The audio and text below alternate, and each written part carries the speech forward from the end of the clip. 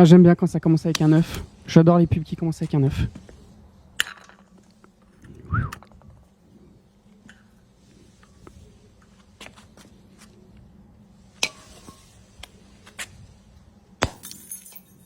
Wow, c'est incroyable.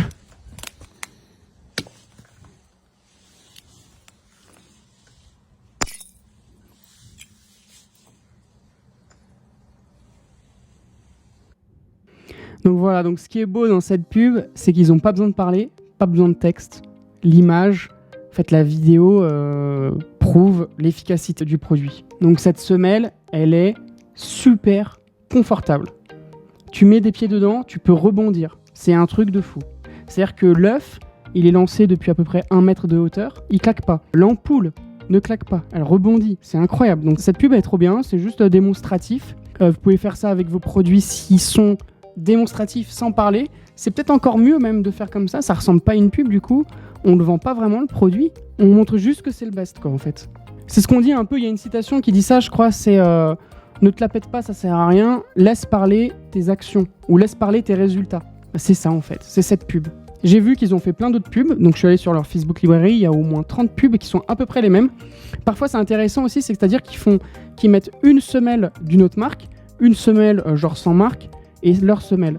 Ensuite ils prennent un œuf, ils vont le lâcher sur une semelle des autres, ça pète, l'œuf s'explose sur la semelle, l'autre semelle pareil, et enfin leur semelle, l'œuf, il rebondit super haut, etc.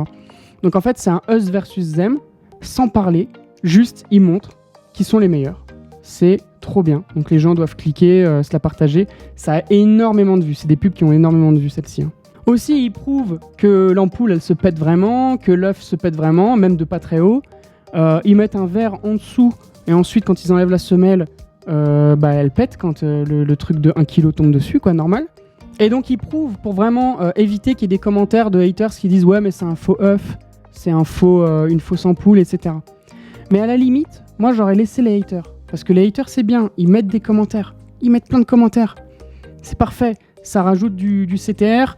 Facebook, il aime que les gens parlent, qui consomment la plateforme. Ils adorent ça, qu'il y ait de l'interaction, etc. Ça ramène des gens, du coup, sur la plateforme. Les gens parlent, discutent, débattent. C'est ce qu'ils veulent. Donc, en fait, tu vas baisser aussi ton CPM et avoir de plus en plus de commentaires, de partages. Ta pub va monter dans les enchères, en fait. Elle va gagner des enchères. Et après, la pub, Facebook va lui donner les meilleurs clients. Parce que Facebook sait qu'il dépense de l'argent. Il y a des clients de merde, il y a des clients moyens, il y a des clients top du top qui dépensent tout le temps, non-stop, tous les jours ils achètent. Et ils te les donnent que quand tu le mérites. Et c'est ça qu'il faut atteindre. Et là, t'as vente sur vente sur vente sur vente sur vente toutes les secondes.